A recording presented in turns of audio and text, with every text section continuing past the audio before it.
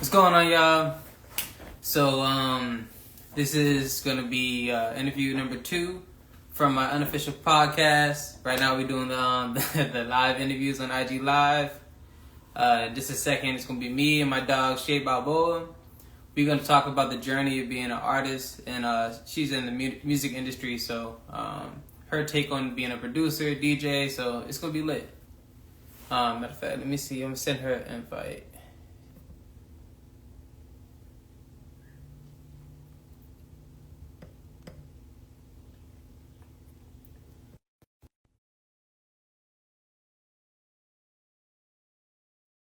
Ha.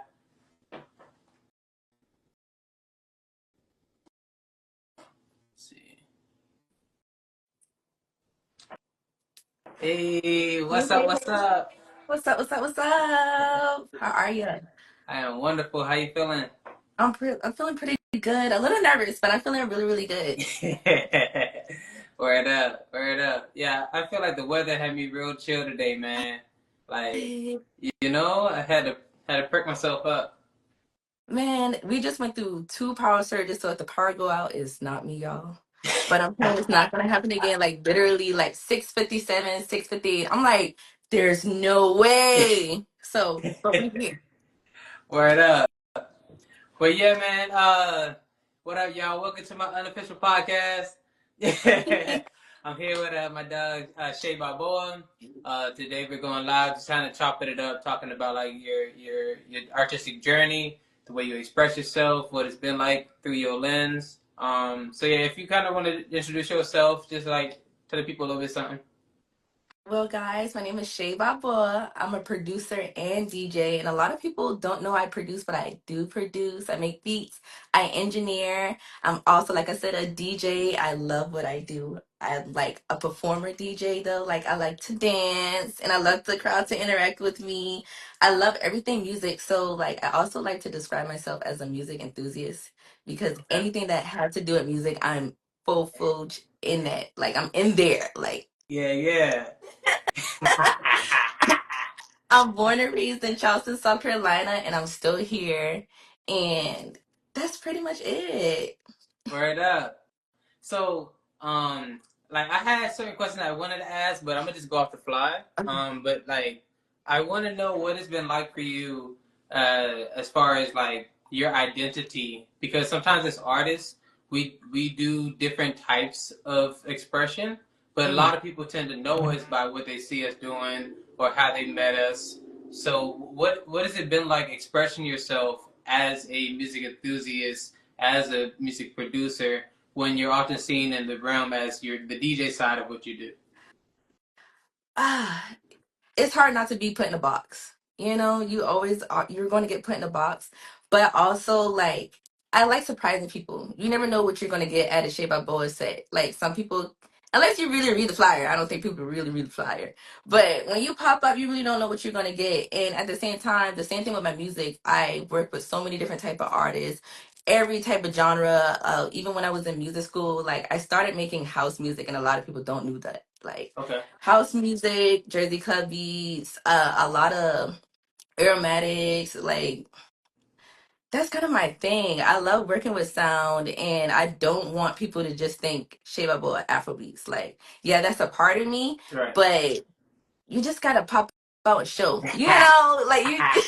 That's all you really can do. You can't just Yeah. let people put you in a box. You really just gotta show yourself and show what all you actually know. Right. Sometimes like today I posted the flyer with funk beat, and it's like, I love my funk music. Like, don't Yeah. forget about that. I love playing in the 70s.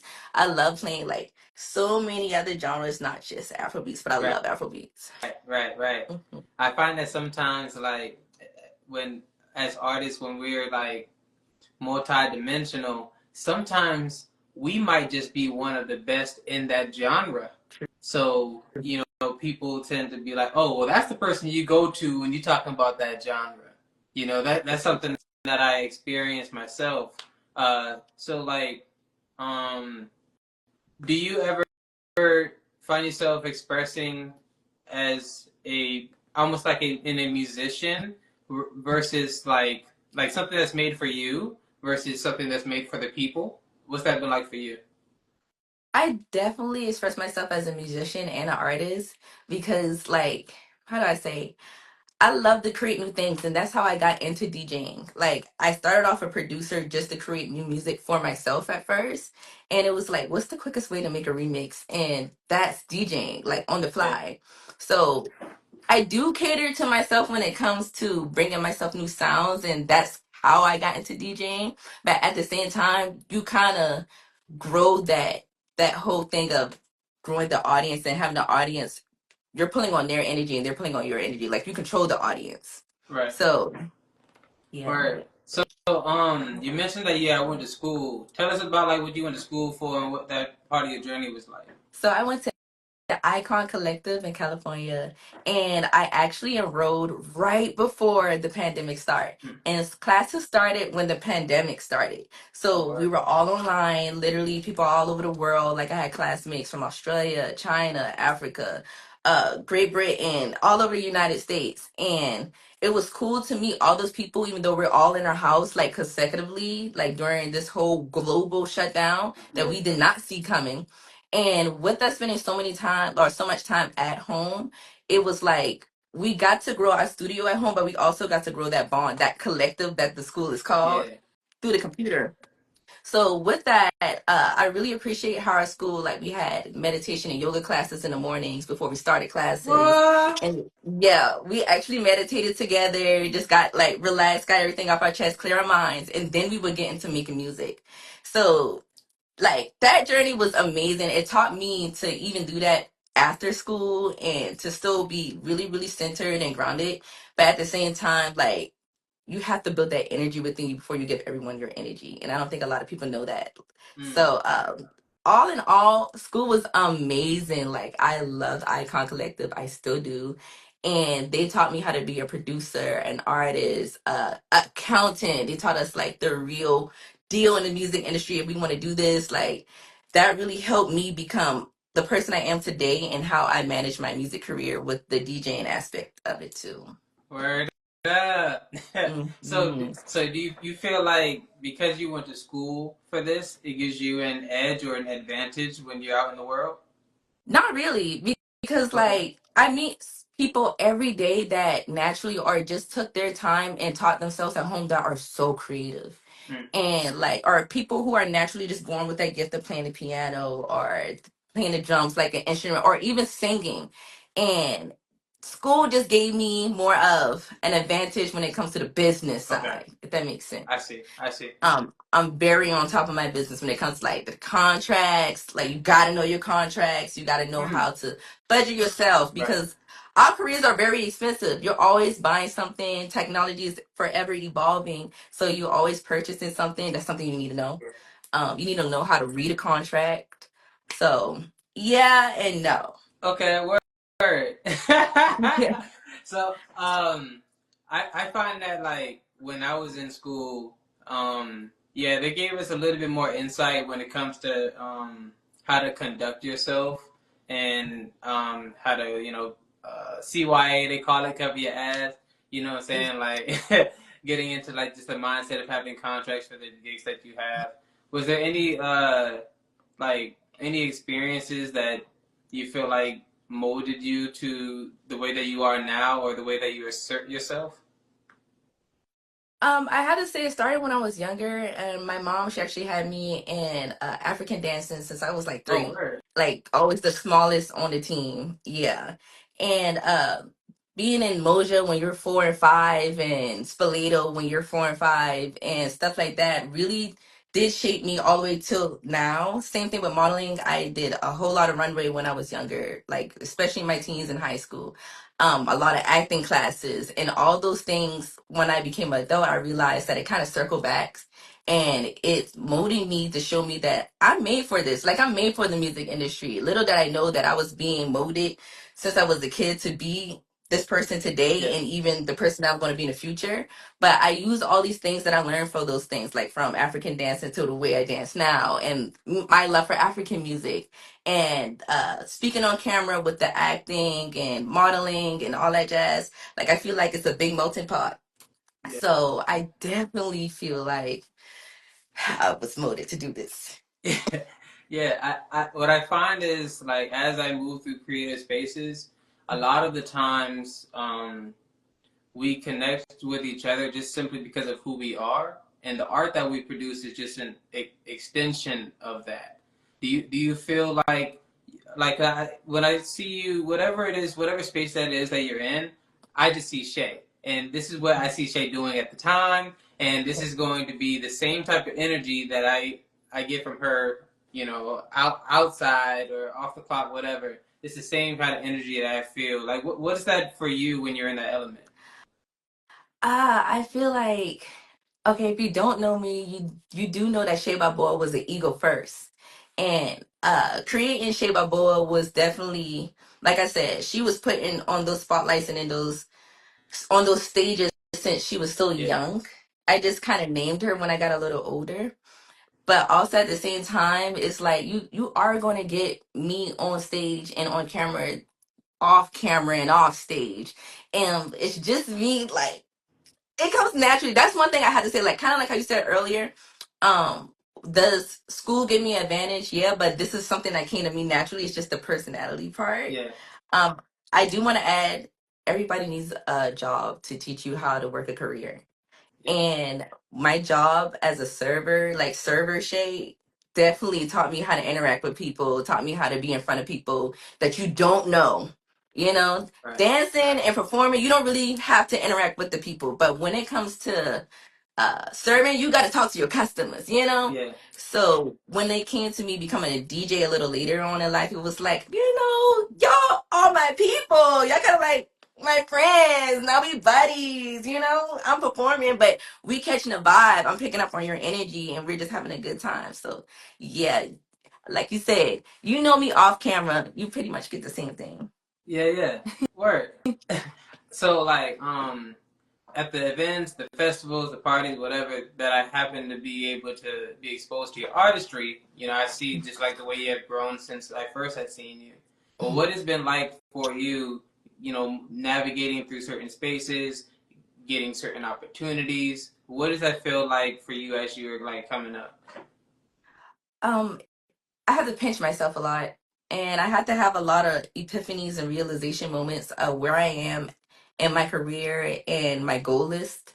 I make a goal list every year. I think everyone should make a goal list every year and just kind of go through it and see what you checked off, or go back in time. And it may take a little later to check some of those goals off, but working through like bigger, like the festival Black Food Truck, the bigger festivals and such stuff like that, Katora, that definitely, I'm gonna say, just like I told you earlier, I still get nervous. I still sit there and my stomach goes in butterflies and knots. Like I become a little anti to myself because I have to meditate before I go on stage. But once I'm there, it's like I know a lot of people say this and they get scared. It's like I black out. And I'm just performing, I'm just going. So when it happens, I do have to pinch myself when it's done because it's like, dang, was I really there? Did I really just do that? Yeah, So yeah. I feel like you remember Clubhouse? yes. I was on Clubhouse one time, and someone Yeah, that's said on it. that nervousness and excitement is the same emotion, really. So like Really? when you feel nervous, if you tell yourself that you feel excited, that positivity flips it. You know what I'm saying? And I Right. think that sometimes as artists, that's when we really shine the most. A lot of the times when we have like our biggest moments, it's probably not when we felt like. Sometimes we feel the most confident, but sometimes it's when we're just like, I'm just gonna experiment. What happened? Let's see what happened. You know what I'm Right. saying? So I love how you bring certain elements that just kind of make the experience unique to you. What would you say would be some things that make you different from other people that do similar things? Hmm. Well, one thing I have to say is I am a girl inside this male dominant industry. And I always get told that, and it's like, okay, yeah, but being a girl and having to show that you can actually do this. One of my friends' kid came over the other day, and he was like, "Oh, so where's the studio? Where's the guy that's going to make the beats? And I was like, God, it's me. I'm a girl. And he was like, girls can't make beats. Girls can't be producers. And I was like, want me to show you? Type. So I have to say that does have to be something that sets me aside. And besides being a girl, maybe my producer brain, because I didn't go into this off of how some DJs DJ. I went off of this off of completely just wanted to hear the mixes and the beautiful transitions and how sound waves can sound so beautiful mixed together, creating my own sound, my own version of it. I think that may set me aside, even though a lot of DJs do DJ like that. And performing too. Some DJs DJ and they're having a good time, but they're a little, they're smiling into the camera. They're more working on the mixing. I get you, but I love to dance. Yeah. Yo, if you know me and I feel it, I'm about to run from behind that turntable. I'm gonna make sure it's a long song. I'm gonna run from behind that turntable and I'm gonna dance with y'all for a little minute. I'm gonna break a sweat and then I'm gonna come right back to it. Some people never leave that turntable. I gotta get to the dance floor with y'all. I gotta then I'm gonna get right back to it. So, I always say that you gotta give people the energy that you want to see them putting out. Yeah. So when you let loose like that, you encourage other people to be just as fearless. Yes. Do you find any challenges when it comes to being a Black woman in these spaces in a male-dominated industry? Yeah, no. A lot of people tell me I have an advantage because it's rare to find a woman, yet alone a Black woman DJing, But I also feel as though those opportunities come almost one in a million, Yeah. A lot of these gigs that I take, you can just get a male to do it. And I feel like the women creating spaces these days is something really new. It's something that I really didn't see in my first 3 years. But you're like kind of towards the end of last year and this year, I'm really starting to get those bookings, those women's spaces. And that may be my disadvantage right now is because women are starting to come out their shells and be like, hey, I can throw this event. Like, I'm not scared anymore. I can do this myself. I don't need somebody else to help me. This is my idea. I was blessed with this vision and I just want a lady to be on my team. Matter of fact, I want a whole lady team.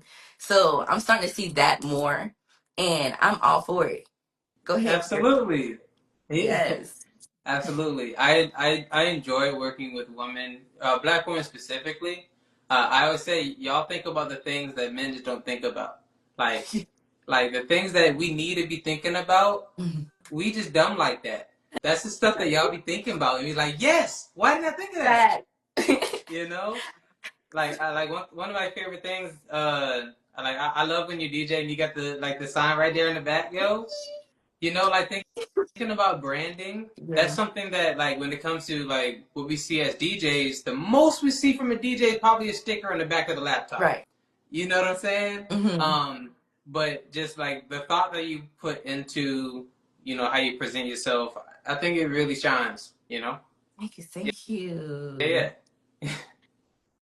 The whole branding that comes from school, Word. to be honest. And I feel like you are right. Sometimes I do, not sometimes, I always over prepare. Like when I have an event, I'm going to overly practice. And I know that a lot of times you can overly practice, get there, study the crowd, and the vibe is different from what you rehearse. So you got to switch it up. But at least you know that one day you might use what you practice back at home, type. Yeah. Bigger outside festivals, things like that. Bands, extra cords, like we all need stuff like that. Wipes, like usually if somebody going through something around me and I overhear it, I'm like, oh, I got it in my bag. I got you. Like this purse got everything in it. It's basically a Walmart. Right. Absolutely. So I definitely agree with you on that one. Right up.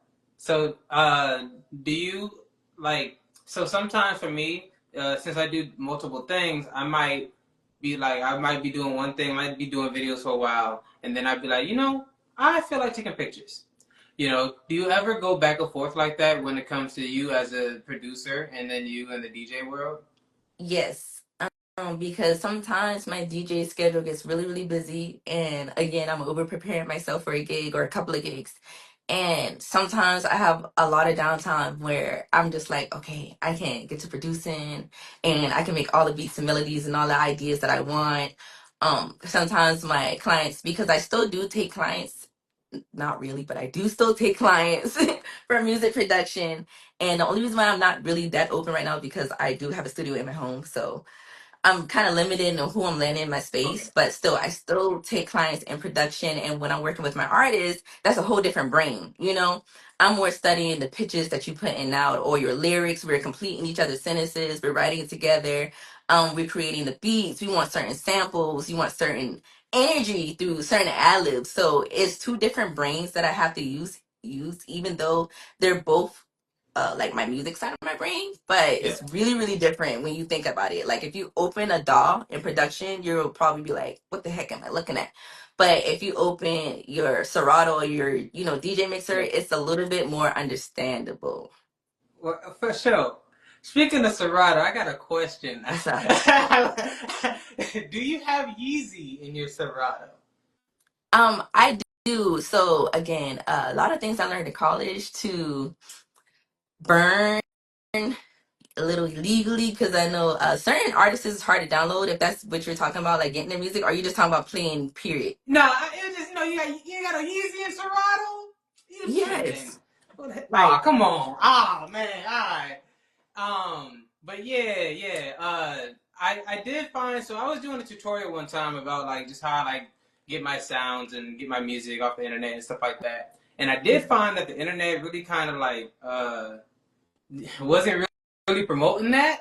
Like, yeah. but everybody I talk to, we all get our music the same way.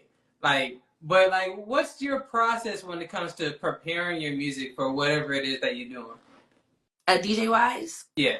um, so I take days where because I pretty much make my schedule besides when you're booked, but I take days where I would literally either sit and just listen to the music around my house in headphones through my different speakers. I got that luxury that I can listen to things through different speakers. So raw. Yeah. Oh my god.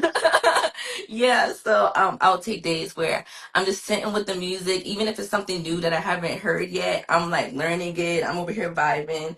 Especially if I love a song, I'm going to put that on repeat 15, 20 times. You'll get sick of the song being with me. I'm going to dance to it. I'm going to move around. Like I make music videos in my head to it. Like girl, Word. look at me. You could be a creative director one day. Write this down type, Yes, Um, absolutely. yes. When it comes to songs that have a lot of rhythm, I'm dancing to it. I'm going to play it when I'm working out. I'm going to play it doing my hair, my makeup. Like I really run music in a hole. I will literally get in my car and make myself go somewhere so I can listen to music in my car. Like just so I can be like boom, boom, boom, boom. And when you pull up to your destination, you got to restart the song so they can hear Right. what you playing. Type. Absolutely. Yeah. Right. So it's not just sitting on your turntables and practicing because that is a big thing. You got to learn the music. Right. So I fall in love with the music. I get to know the music. I get to know the rhythm, the BPM, the like everything about it. I'm paying attention to what presets and filters they put on the beat when they made it and on their vocals at the same time. And I'm like, this will sound really good with that song, Right, type. right. So like sometimes I notice that like y'all will have like a flip that's like genius, got some genius to it. Mm. So when y'all have those in your back pocket, is that something that like you already know you want to do before you go in there? Sometimes. Sometimes you really have a song that you just want to introduce to the crowd. And sometimes you're in your mix and then it's like, what would be real good right here?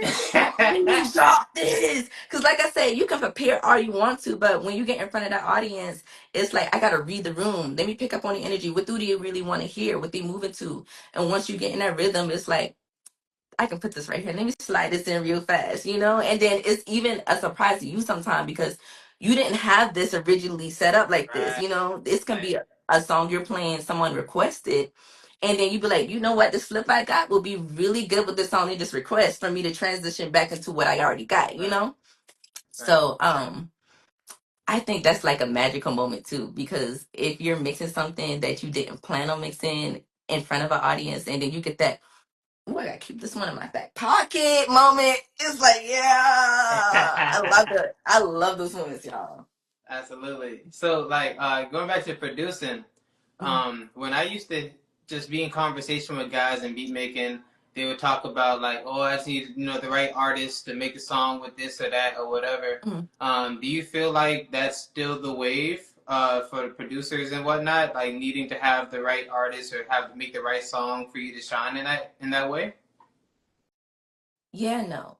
I feel as though people who get placements are always or sometimes get stuck in what gave them that placement. And then at the same time, I worked with so many types of people and so many different genres that it brings out a different me and them that sometimes that same artist that has been doing trap for a long time comes out with like a rock star vibe and it's like, dang, you stepped out of your box, but Mm-hmm. you killed this, you know? Same thing, you might get a folk singer and then they're just like they have that beautiful voice that can carry an R&B song. And it's like, let me play this beat for you, you know? And you play it and they start riding a wave and here you go with your R&B song. Yeah. So you can like sometimes I go in the studio and I'm making a certain beat for somebody. Like I got it in my head. I'm like, this person will sound good on it. But it happens a lot inside the big industry too. Like I saw the other day that uh, a producer, I can't remember the name right now. He sent a beat to both Two Chains and he also sent it to Lil Wayne. And Lil Wayne already had his verse on it, but Two Chains didn't know. He was trying to present him the song. All right. At the same time, he also sent the same beat to Lil Bow Wow. And it's like Two Chains, Lil Bow Wow and Lil Wayne. Like I could see Chains and Lil Wayne, but Bow Wow. And we end up getting Two Chains and Lil Wayne feature with this beat, but the song was originally actually made for Bow Wow. So Interesting. yeah, I've been hearing that a lot in the music industry, like songs that we just know and love were probably like meant for a whole nother artist. Or even yes, like, the Dream and Beyonce, stuff like that. That's a very yes. interesting thing to think about. Hmm. I want to say it was Beat It. Yeah, it was Beat It. It was actually Prince was supposed to be on that, and he was like, "Nah, my first lyric's not gonna be your butt is mine. Like, I'm not gonna say that. Michael can have that." And it was like, wow, which was a big part of their beef, and a lot of people don't know that. And Right. like, what if Beat It was a Prince song? That's something wild to think about. I can't even imagine it thinking about Prince's style. I'd have a whole different take from the song at that point. For real, like probably would have been more rock. It's like so many things could have gone differently, but we got Michael Jackson, and that's one of Michael Jackson's greatest hits. And again, that producer wasn't intentionally making it for him, but hey. Hey, word up. Mm-hmm. So, I guess like, um, if you're talking to someone who hasn't been to Charleston before, Okay. how would you describe the scene as far as like looking for something to do, good music, good vibe? Like have you seen changes in Charleston, or is there something that inspire you? How do you feel about the scene right now? I definitely feel like the scene is evolving in both negative and positive Or ways. I feel like we have a lot of places to party and go in like North Charleston and Somerville, but as far as like downtown, it's kind of like very far and in between, and that's just honesty. mm-hmm. But at the same time, we've created our own spaces. Like, I'm gonna name drop right now, Scrib in the pop up series. Like, I saw him in the chat earlier. Yeah, Genius, yeah. and just creating our own, like us being limited to what we already have and creating our own spaces has brought a whole new eye, a whole new vision. I feel like to Charleston. Before, when I was younger, before I was a DJ, would name drop some places and be like, yeah, they're cool, you know. But now I'm like suggesting like someone asked me yesterday, where you suggest the party at? And I'm like, go on my Instagram. We had a couple of boat rides. Charleston be having fashion shows. You never know what you're gonna get. Right. I love how we are creating our own spaces, even though we're limited to what we got. Like that's the power of being black. Like we gonna make something shake. Hey, word. That's big facts, yo. What was it Mhm. like for you creating in a space with multiple other DJs, such as at the pop up series? Oh, it's so fun. I love bouncing off of other people. I love going back and forth. I love hearing other people's sets and not even knowing what they're gonna do and be like, "Oh, stop," like type. I started off doing a whole lot of shows at Purple Buffalo in a lineup with multiple DJs and or multiple artists at the same Mm-hmm. time. And even doing that, it's like everybody's going to bring something different. No matter where you are, when you have a lineup, everybody's going to bring something Right. different. You can literally have an event with the same genre. Every DJ is going to bring their own flex. So I think that's fun. It keeps you on your toes. Uh, it's fun cheering other people on. I love seeing people do what they love and watching people, especially my fellow DJs, like have a good time. Like I don't mind popping into another DJ set and just be like, that's my friend. Like I know them. Like you heard that mix that they dropped. Like oh my gosh. Like I love those moments. You know me. Like I would definitely turn around and give y'all that. Your big one friend. Like go ahead. Definitely love Absolutely. those moments. Where I think, yeah, I think it's important to be able to just see how other people bring a different flavor to the table. Hmm. Sometimes I'll be in spaces and, someone might use a song that you were thinking about using. And so, in a situation like that, are you the person that's like, I already have my mind set on this, I'm still going to use this song? Or are you the person that's like, let me chuck that away and let me put something else out? Yeah, definitely. I think that's kind of like a little respect. You Word. know, Word. if somebody dropped a song, unless y'all playing hours apart, you got a whole new audience that's different. But if you're going back to back with somebody, go ahead and get rid of that song. You got a library. You should be prepared to slide something else right in there, you Yeah, know? yeah, So absolutely. That's cool. So I think it's really cool how you're able to use almost both sides of your brain as a creative. So like you're able to make music for people to enjoy, and because you do, you're able to um, almost give us a collage of music that is already out there as well. mhm. Almost like, you know what I'm saying? So like, but do you find like the music that you play, the music that you create, how does that compare to the music that you enjoy on your own time? um I can say that a lot of people have come to my events and heard songs that they never heard before, especially you come to one of my Afrobeats events and I'm playing Amapiano, GQOM, and step music. You haven't heard the song, but I totally have fell in love with that song. And I don't mind putting you on. So a lot of what y'all hear is what I sit at home and listen to. But there does come times where I'm completely left field and I'm in my heavy rock, heavy metal stage, and I'm not doing no heavy rock, no metal, performances. But I might can take those lyrics and mix it over another beat and still introduce you to it because somebody in that audience might know those lyrics, Mm, but you just got like a different beat in the background. I don't know, like a Jersey club or an R&B beat in the background. what up, family? I really enjoy when DJs play songs that are like super left field. Um, like Hmm. Dope D was DJing one time, and I was like, "Yo, I want you to take a rock song and it was something else." And he ended up playing like what's that one? I walked in. Have you ever people ever heard of? I write sins, not tragedies. Yo, I feel like every black person know that song. No cap. Every Facts, black person know that song. bruh. I chimed in. Yeah, man. I love that I, song. I love how just there's so many layers when it comes to black people in the black community, Mhm. and we're tapped into all of the genres of music.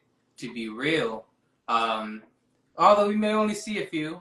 Do you ever go to events, festivals, raves that are just like super away from what you normally would find yourself in? Absolutely. Yeah. When I was younger, it was this super like dubstep DJ. I'm blanking out his name, and he used to throw the cakes in the audience, like like booty me, stuff like that. I went Yeah. there. Like I used to go to raves so much when I was younger. I definitely still love that energy.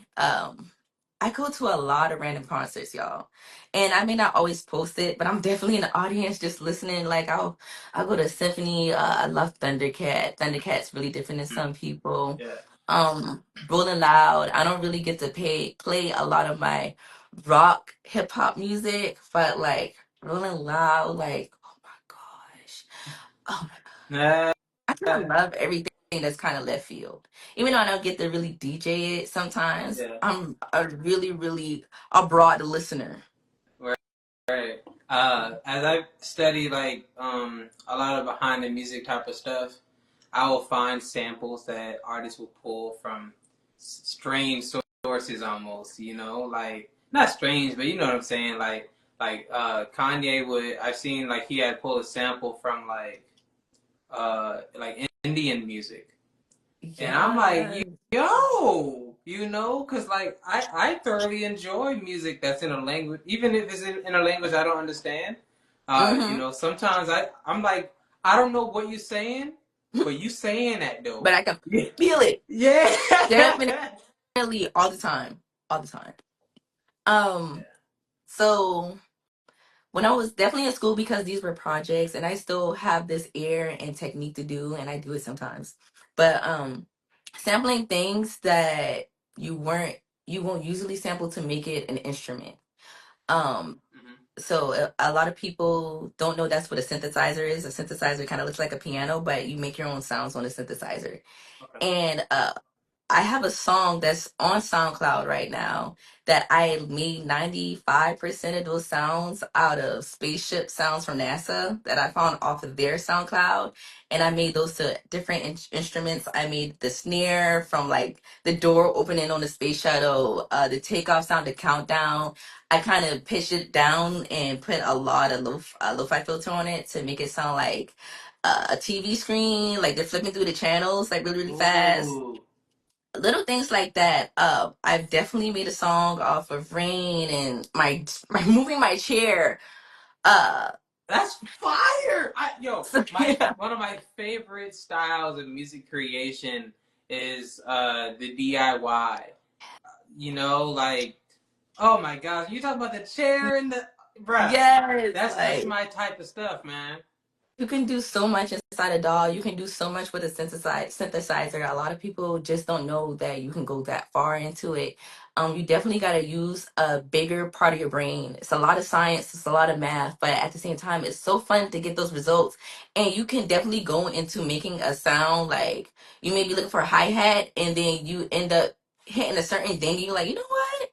This would be an amazing lead. Like, let me use this as a lead instead. You know, I can probably come back and use the sound as something else later.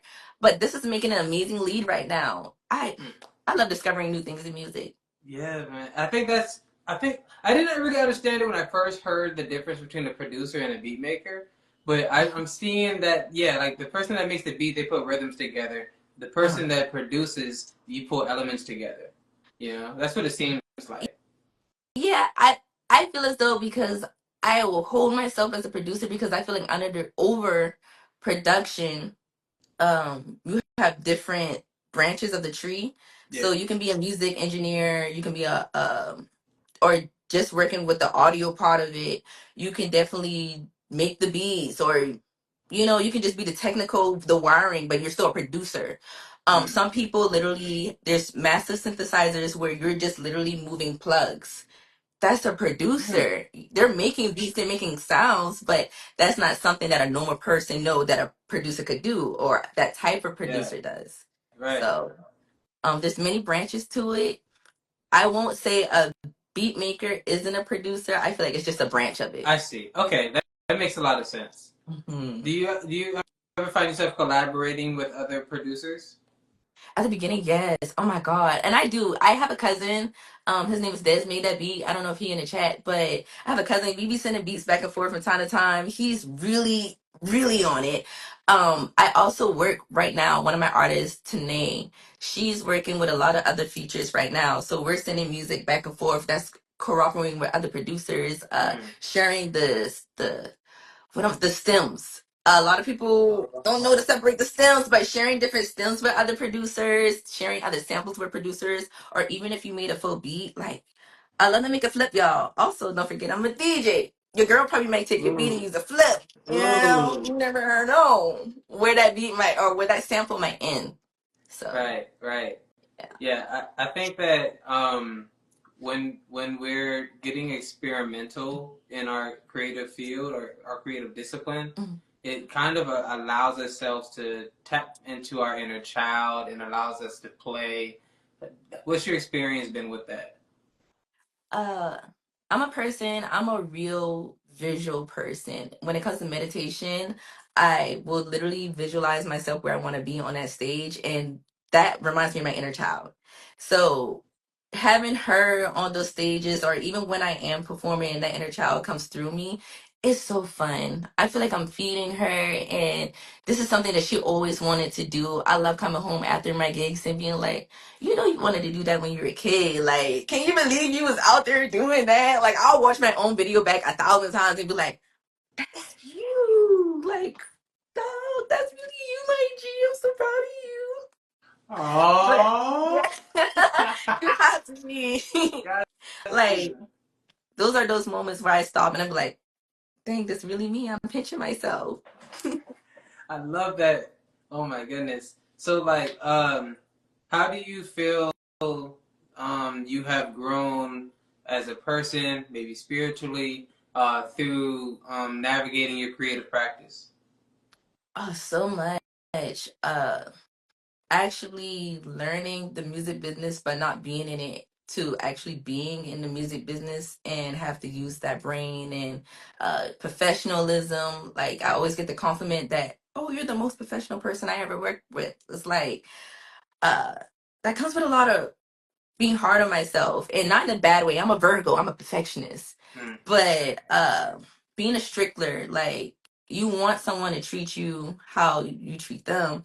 So I'm going to be that person that business minded, that always on time, that always prepared, overly prepared.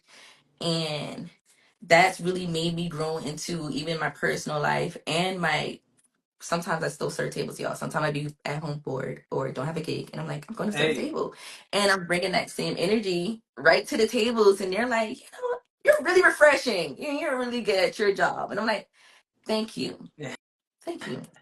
that's So, another one of those situations where what you're doing is an extension of who you are, you know? So like I have a client, shout out to one of my clients, Kenneth Joyner. He really pushes the concept of just being excellent and moving in excellent ways. And I find that we do that no matter what it is that we're doing.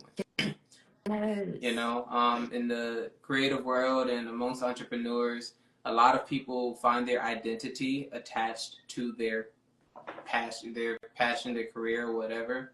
And you know, that feels fulfilling for a second, mm-hmm. and then you realize that you're much bigger than the thing that it is that you're doing at that moment. You know what I'm saying? Um, have you found yourself like that confidence? A lot of the times when we do something outside of our creative element, we might Mm-hmm. start off a little humble. The confidence might be a little low until you figure out what's going on, and then Right. they're like, "Oh, for real?" And then that same steam from the other things that you do, you now are able to project that into something new. Have you Right. experienced that when it comes to serving or just doing anything outside of DJing or producing? Uh, I have to say that it actually made me more confident just being a human being, if that makes Mm. sense. Because I'm now put in spaces where there are a lot of people here and it's just little on me up here on the stage. And now when I get off stage, I'm not scared to interact with people that I don't know. Or even like I said, going back to serving tables, it's like Mm. I do have social anxiety. I know that's a real thing. And you have to get over that doing this, you Mm. know? You gotta swallow your pride or swallow whatever it is, your nerves, and just interact with people. This definitely taught me that. That is something that helped me become a better communicator with people, speaking to people, publicly speaking. Uh, DJing definitely taught me how to be more better and more comfortable in the public setting. Beautiful. Mhm. Yeah, I find that before I did like photography or any of the events, stuff like that. Uh, in comparison to who I am now, I was very shy. I had to learn a lot to like be like a social butterfly. When I want to be, especially when I'm in like spaces that are not people of color. What has your experience been when it comes to spaces that are not people of color? Uh, that's crazy because when I was practicing for questions that you may ask me, that was one of the questions. I tell you that I'm over prepared. Yeah, I practiced, y'all. I set this camera up and I practiced this whole thing, even though this is the first question that I actually practiced. Hey, yo, hey, see, this is what I'm talking about, man. It's stuff like that. It's stuff like that. Um, so run me back that question because then I just laughed and I went blank. So Say that one more yeah, time. networking in spaces that are not people of color Oh yeah. spaces. Okay, so I'm gonna go back to serving. I was always the only black girl up front, black Mm, female at all these restaurants that I work at. yeah. Top server, big dog, always that. Okay. Same with me African dancing as a kid. I was the smallest little one. Mm, So I felt like since I was younger, again, it was kind of building me to these moments. So now that I'm an adult and I'm a female and I'm black and I'm in a probably all predominantly white space, then it's like that don't phase me anymore because I'm so used to being that already. That's one thing that in my career I kind of already was like. College, even though I had the globe to interact in our college, mm, people from China, people from Australia, I'm the only black girl. mm, you know yeah. so even before I started performing in front of the public, I'm kind of already used to that. Built tough skin towards it, and it really don't bother me because I've learned to translate. Actually, after going to college, I had to translate what I learned in college to our culture to be more black because Mm, in college I'm learning deep house, not deep house like what we know as deep house, y'all. I mean like dubstep. That's how I'm learning how to make beats. I'm doing just really things that you really wouldn't hear inside the black community. I'm gonna leave it at that.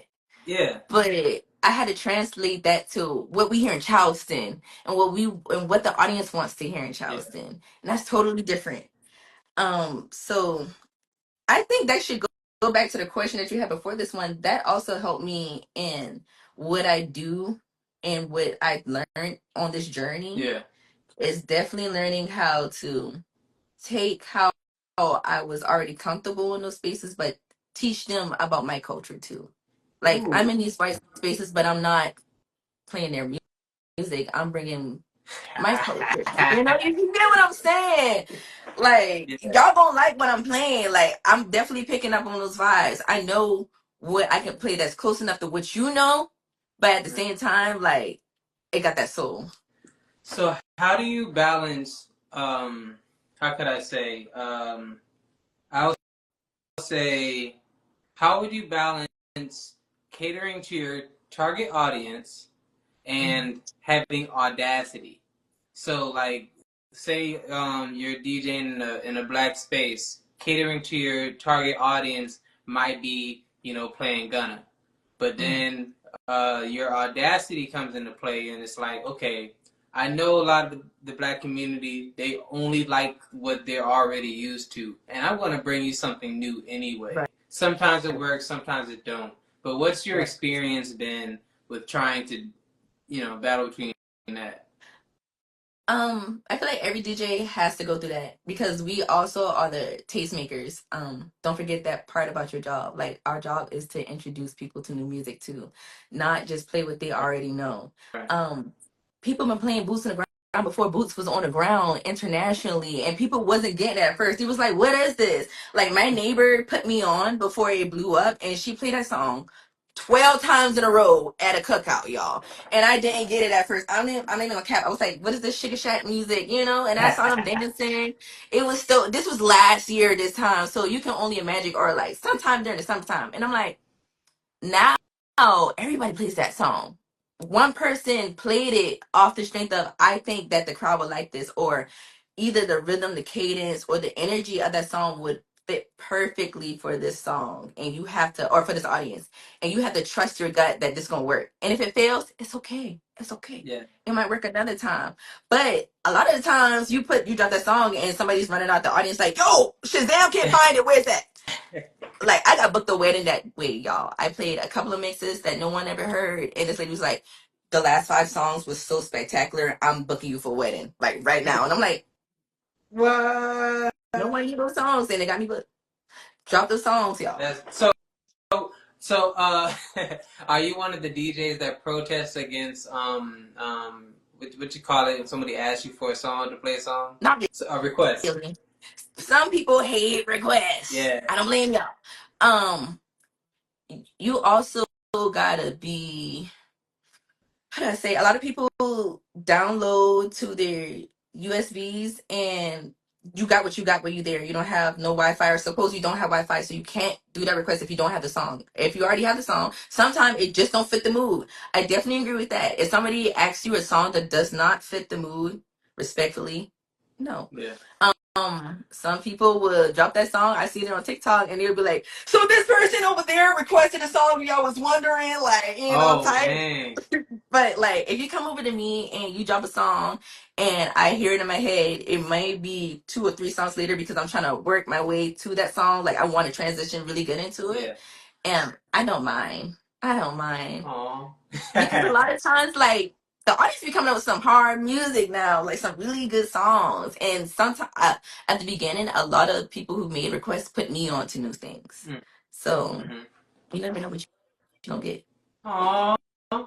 Yeah. That's dope. I think it's like as a DJ, you are a crowd facilitator.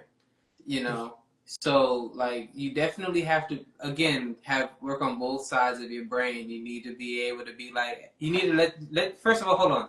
I'd be I think it's like the art of war. It's like if you want to if you want them to understand them, if you want them to understand you, you got to let them know that you understand them.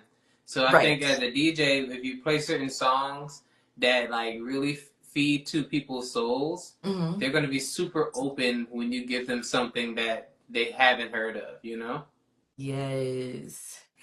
I, especially the way that I direct my career right now, I think that's 85% of my gigs. Mm. Because again, a lot of people don't know Amapiano. And Yeah, right. I'm getting booked a lot of, or even when you go to a Caribbean themed event and you're playing a certain type of disco, and not the disco that may come to mind, but like actual Caribbean disco and stuff like that. People may not know it, but they feel those rhythm, and it's like, what is this? Like, you want that? I feel like I want that at this point. Like, I want you to be shocked and be like, I don't know what song this is, but I gotta find out. Yeah, yeah. Do you ever slide music that you had a hand in creating when you're doing a DJ set? I do, I do. So every once in a while, especially when I'm comfortable, I'll drop in a couple of loops that I've done, or maybe a small sample. Not really the whole song because I don't know. I don't think I'm that confident in my own Mm-hmm. yet. But I would do a little flash here and there. I've done a lot of gigs where I've worked with my artists, so I've gotten to drop in their songs and stuff like that, which I love the most. Or if you had a club and you see your artist that you work with, play that song for them. Hey, Especially if that's you're a love, producer, yo. like play that song for them. Like, heck yeah, do that, do that. Word. So, what are some of your favorite experiences, or like in DJs, it would be some of your favorite events. Okay. When it comes to producer, it might have been some of the just like how you're talking about making the sound from your chair. What are Mhm. some experiences that you always look back to? Um, One of my favorite, if we're talking about DJing, it has to be the Rhythm and Blues party that I did with Black Food Truck a couple years back. That was my first time playing and my piano for a large crowd. And I started off good because if you've been to the Wanderer, it's really islandy. So I wanted to not only have people already see that they're in this island escape, but also feel like they're there. So I had this whole vision made up before I even Oh, went word. there. And I'm playing the Afro beats at first, I'm playing the songs that people know, and then it gets crowded, like really, really packed. and I start dropping those Ama piano beats, and I'm dancing my heart out. And I think that was the first time people really knew that she dances, like when she DJs, you know? Yeah. And that moment opened so many doors for me. Like, that was my Mandela effect. The reverse of a Mandela effect, you get what I'm saying. But that was mine. That was mine right there. Yeah. Was that rhythm and blues party I played. The crowd went crazy. And from there, it was like, look. I never slowed down. Yeah. But Look at you, girl. love that moment. I always go back to it. I journal everything. So I go back to a lot of these moments and just sit and ponder. Free Mama was recently the last Free Mama I did. Yeah. I left that building floating. My heart was so full, not only for the mamas, but the designers, the audience. Like, everyone's so beautiful. The energy was so high in the room. Like, Yeah. that right there is, I love moments like that. That's beautiful. Yeah. Yes. And if we talk about production, I'm looking at my wall right now. If you've been in my studio, I have a wall where every person who comes in here, you sign that wall. Daniel, you know. You know. Yeah. And I worked with a band that makes corridos, and corridos are Mexican love songs. Oh. And having a full band come in through weeks, like months, and they're bringing a 12-string guitar. We got the basses, the 6 and 12-string basses, and the different microphones. Like, we're comparing microphones because we know what we talking about. Like, if you know and you use microphones can get really expensive. So we over here comparing microphones. And those couple of weeks, like, the youngest person in the band was in high school, and we had to work with his school schedule. And some nights we'd be like, go in the front and do your homework, my G. Like, it's like moments like that made me as a producer, because I kind of did a lot of things inside that chair. Not only are we finishing lyrics, and I don't even know what y'all talking about. Like, I speak in a whole different language. Y'all got to translate what y'all saying to me. And I'm like, well, what adjectives will fit here, type. And we over here and we recording, and we're bringing different interfaces. And it's, that moment, such a beautiful moment as a producer for me. One of my favorite moments. I directed a music video for a Latino artist, and his manager was it? Yeah, his manager didn't speak any English at all. What? And the models he had for the shoot didn't speak any English at all. And the artist himself, he spoke English, but like not a lot. And so like when it came to directing, I literally had to communicate via energy. And that's when I learned how we are able to communicate universally, Yes. So you're talking about like having a whole, there's so much that goes into what you just said. Like there's a lot of people that ain't equipped. Like you have to be so good with just empathy to share their vision and let them know that you understand their vision, Right. Yeah, kudos to you, man. Thank you. That moment would never leave me. And shout out to those guys. Like, choosing me and picking somebody that was totally left field. They're my first corrido group, That was a lot. My first live band in the studio. So, yeah. Man, that's dope. That's so cool. Thank you. Thank you. Absolutely. Yeah. So, like, what do you like? Do you have something or a vision of yourself, like as far as longevity or in the future, something that you would like to see for yourself, build for yourself? I'm a festival girly, y'all. I'm a festival girly. Your girl love to perform. Uh, Coachella. I think everybody wants to be at Coachella. Everybody want to have their own set at Coachella. Why not? Right. I'm a Rolling Loud girly. I'm buying the tickets to go to Rolling Loud. Rolling Loud. And that's totally different DJing from Coachella. Those two different type of styles. DJing in South Africa, y'all. Like, open air. I'm talking about these mega festivals. And I feel like, even though these are big moments that I have right now, this is all practice for what my end goal is. Like, we gonna have the whole team out there. We in Brazil, y'all. Yeah. I love me some Brazilian songs. Like, that's my image goal. To go on tour, to travel to these big, beautiful venues, to play for people that don't speak my language. Bond with them over the music, because the music is the language. I'm a big person on that. Like if we can bond through that music, if we both have that type of music language, then we don't gotta speak that type of language. We can talk this one right here. We can talk music. We can go song for song. I'm that type of person. We could do that.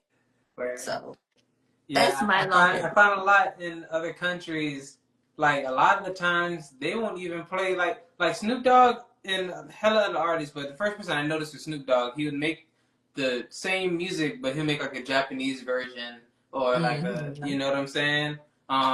And a lot of times when I see like other countries playing our music, it be the original version. Yeah, like was it Rain Down on Me, Melodies from Heaven? It's like a whole step song in Brazil. Like they have a whole line dance to Melodies in Heaven in the club. Like where there's alcohol, y'all. Not in the church, in the club. Google it. Yeah, What? I'm so serious. I'm so serious, y'all. And stuff like that. And they're playing their original version. And I think we don't appreciate it, but overseas they appreciate that. Yeah, yeah. Absolutely. Have you done DJing in like other states, other areas? Not yet. I really cannot wait to branch out and DJ in other cities and other states. Simply because, again, this it's a whole new group of people. It's a whole new energy. No matter where, as soon as you step out of Charleston, because we are our own. Like there is no other Geechee dialect, none of that. And a lot of times when I do travel and they speak to me, they're like, "Oh, you Jamaican." Man, So not only do I get to entertain these people behind the turntable if I get booked in those other cities, but also give them a little bit of Geechee because it's very unique. what you gonna play that? You gonna play that Geechee music when you get your out of state bookings? I'm dropping no hook like 15 times, putting no hook on repeat. Bruh, I swear, bruh, like as soon as no hook come on.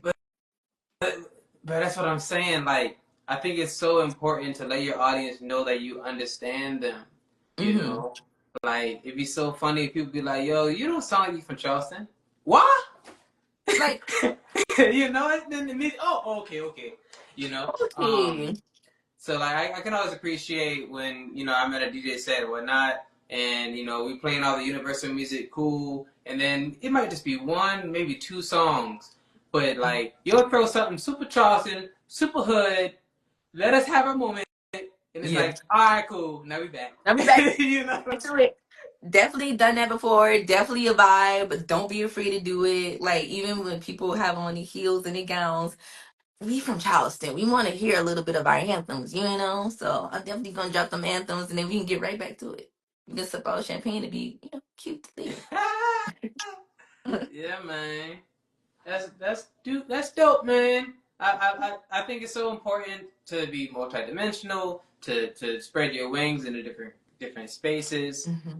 and as a DJ that allows you to be able to, bring that back as well. Even outside of gigging, do you find yourself traveling? Like, do you travel often?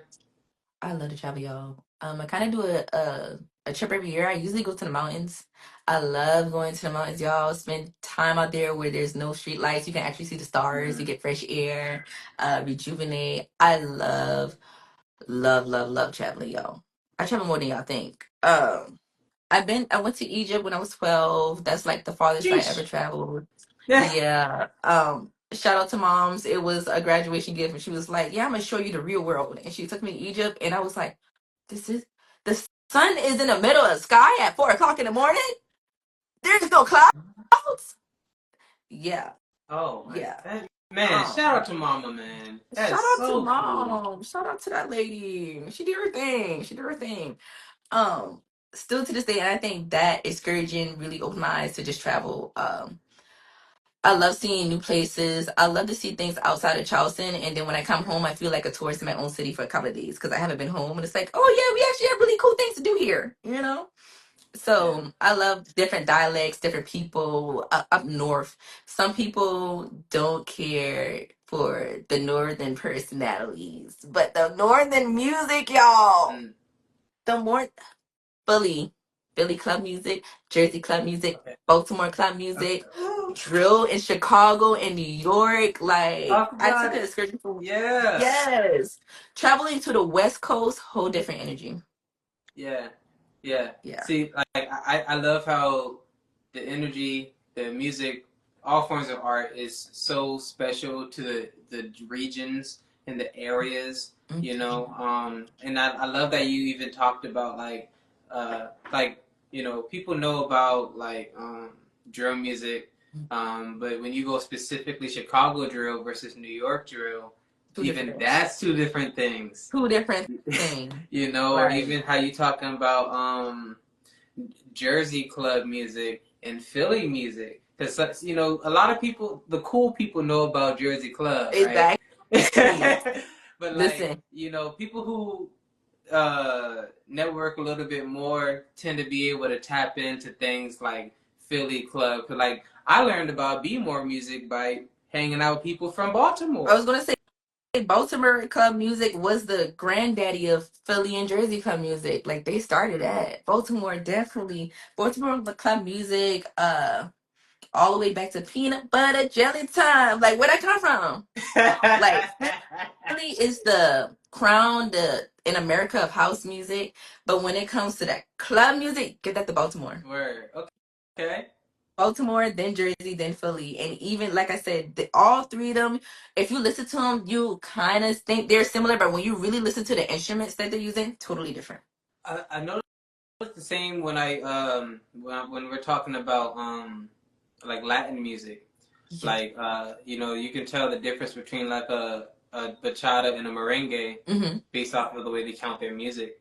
Yes. That's Yes. so cool, Yes. right? Reggae and reggaeton.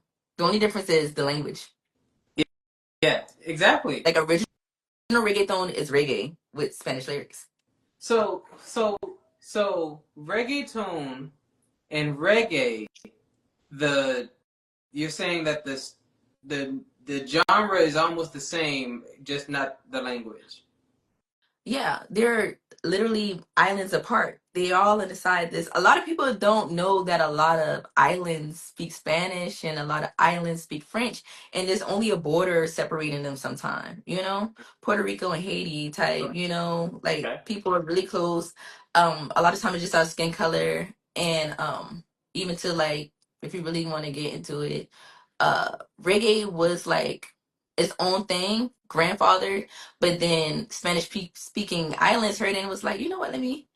That's where rhythm kind of comes in at because with reggae, you got the same beat, but totally different lyrics to each song. Yeah. So reggae tone is kind of like a rhythm because it's the same beat. If you really go back to the classic reggae songs, I'm pretty sure you can find a reggae tone song during the same period, you know? Yeah. Okay. Word.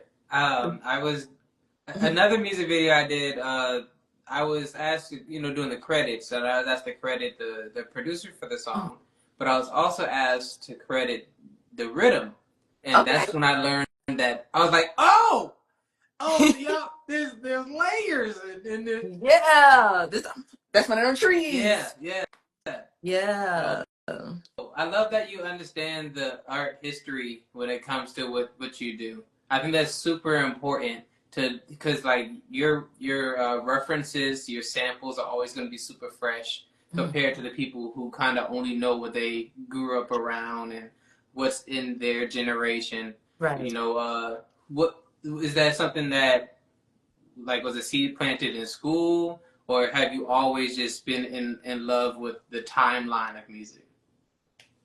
I want to say that's that music enthusiast thing that I call myself Word. because like you said, you don't got to sit there and find out everything about this genre or multi genres, but I thoroughly enjoy doing that. um, I'm gonna watch 1,000 videos on ballet funk or bachata. I'm gonna ask questions, especially if I know a person of that culture type thing. I'm literally going to try to speak their language. I'm trying to so when I play the song, I can say it Oh, too. Type word.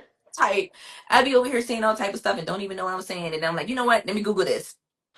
Oh, that's fire. Yeah, like a lot of ballet funk. I love ballet funk. I don't get to play it a lot, but I love listening to ballet funk, and they're really happy up rhythm songs. And then you read the lyrics in English, and you're like, she had what in her what a night what Mm-hmm.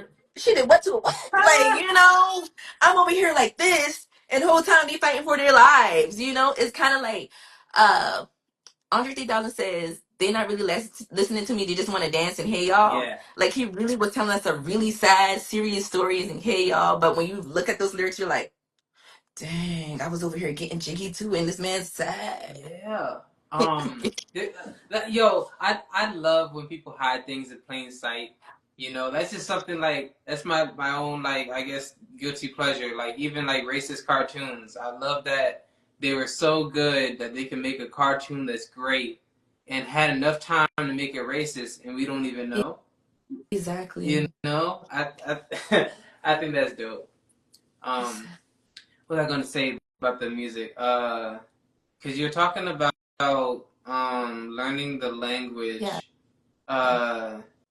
What am I to say about that? And it was you're talking about how like you'll be just dancing to the music and then you'll find out that the lyrics are talking about something else. Mm-hmm. I experienced that when I was listening to Buju Banton. Uh-huh. I forgot what song it is, but like it's one of our favorite songs in the black community. But when I finally look at the lyrics, I was like, oh, more people need to read the lyrics. Read the lyrics, like Yeah. sometimes you don't even know what you're saying. You just feel the groove of the melodies, but you're not really studying the lyrics or even what they mean metaphorically. And it's like Yeah. those are some serious brainbuster moments. Do your homework. Frank Ocean is amazing at that. And if you study a Frank Ocean song, you will get a lot of what you call cookies or spoilers. You will get a whole lot of those inside a Frank Ocean song. Mm.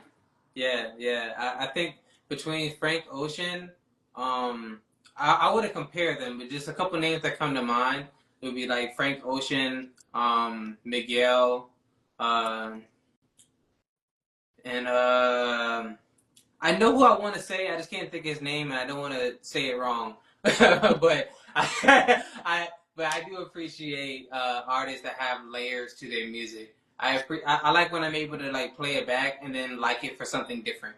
You know. Yes. Tyler the Creator. So yeah, Tyler. if you had like a top five, like who would be some of your favorite artists? Uh, are we doing dead or alive or just period? Just period. Um, I think everybody's first love is Michael Jackson. I love For Michael sure. Jackson. Stevie Wonder. Stevie Wonder is really a musical genius. He's a musical god. That man does everything. Y'all, I have an album. Yes, I have a record player. Where it's all instrumentals and that man don't say a word. And every song you just like floating, like it's like a Kid Cudi hum. You're floating when you listening to the album. I love how every Stevie Wonder album sounds different. This man can do any genre. He really has done every genre. His catalog is way bigger than what we know. Love Stevie Wonder. Frank Ocean, the metaphors, the writings, Yeah. the way that he played the music industry. He's a genius. Study that. If we're talking about like producers, Mike Dean is the GOAT. We talked about Yeezy earlier. Like Mike Dean is one of the geniuses behind Yeezy's beats, Travis Scott's beats. Like Mike Dean, okay, there's a synthesizer called the Moog. There's a brand of synthesizers called Moog. And he literally gets to go in Moog and touch everything and play everything. He just make these whimsical sounds and love Mike Dean. Word. Um I think that I'm gonna go far left and I'm gonna throw Songo in there because Songo really put me on to production. Okay. He was like one of the first instrumental albums that I really just sat down to and fell in love with without even knowing who he was.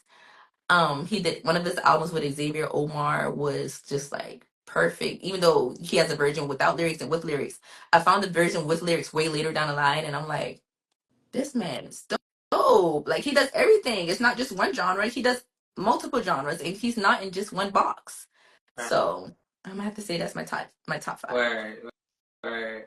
Yeah, I always appreciate the artists that are multidimensional like that. Mm-hmm.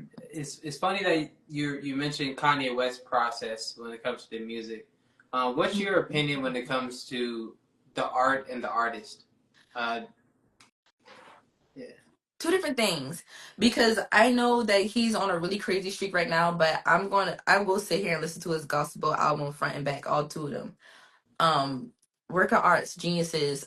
His whole process, one thing I did study when I was a producer was the way that he trained himself. This man locked himself in a room for a whole summer, and I was like, if he can do it, I can do it. And little did I know, in a couple of months after signing this contract to college, that I'm gonna be forced to sit in my room for a couple of months to make beats like he did. So definitely you got to separate the artist sometimes from the music, because a lot of time that music just is so genius. You really got to sit there and you study it and you realize what that producer or what that artist put in that lyrics or in that beat, and it's like, bro, I just cannot skip over this. That makes sense. Yeah, You yeah. know, sometimes I cringe when I drop an R. Kelly song at an event, but these old ladies want to step to the left, step to the right, turn around and break it. So Yeah, but see, and that's the thing. Like, uh, I feel like excuse me. You're doing yourself an injustice if you deprive yourself from inspiration because of politics. mhm, You know, that's the way mhm, I feel. I think like anyone can take a look at R. Kelly's writing and mhm. inspire yourself to do something that's great, you know, Right, and people might pick up on it and be like, this sound like, but I won't move. Wait a right. minute. Like Yeah. it's crazy. Listen to old school 90s R. Kelly, I realized that a lot of his melodies I really, really loved. And that's how I discovered Stevie J as a producer. And it was like, dang, Stevie J was behind 95% of his catalog. And now when I listen to Faith Evans, I can clearly hear Stevie J. Like, Wow. R. Kelly put me on to Stevie J, and Stevie J is a magnificent producer. That man know how to make a beat. He can play a piano, and he can write a beautiful hook. I had no idea. Yeah. That's dope. Yeah, man. I think when we think about the background of how things are made, who's working with who, it allows us to appreciate the art more and kind of understand the roadmap a little more.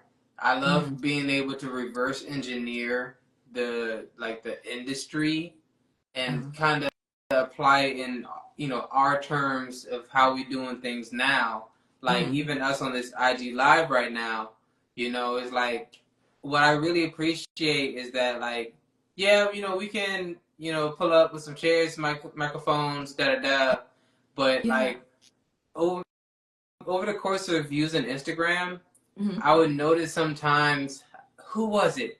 Uh, Ray Shremmerd was going live, and I think it might have been Mariah Carey or something Mm-hmm. was live, or it was somebody who I was.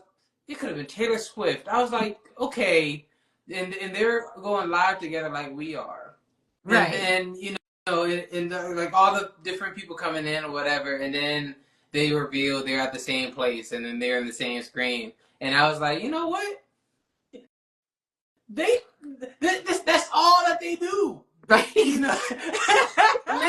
Literally. This, are you guys this up a camera? It's like we just need to be able to show connections. I Yeah. think that's what's the most important thing. I think that's why placements are so important in the music business. I Mm-hmm. think that's why features are a thing. Yeah. Because like there's sometimes you have a feature from someone because you think that their style would match great with your style, but I Mm-hmm. think we can't deny there's a bit of politics as far as like Oh, who yeah. we choose. We want, you know what I'm saying? Yeah. And it's funny that you brought up Ray Shmurda as the example, because for a long time, I don't know if he still holds this position, but I definitely noticed in school in like 2019, no song made it on the radio, and learn and understand that pop means popular music. No matter what the genre we may think it is, pop means popular music. So every popular song that came on the radio got approved by Ray Schmurda.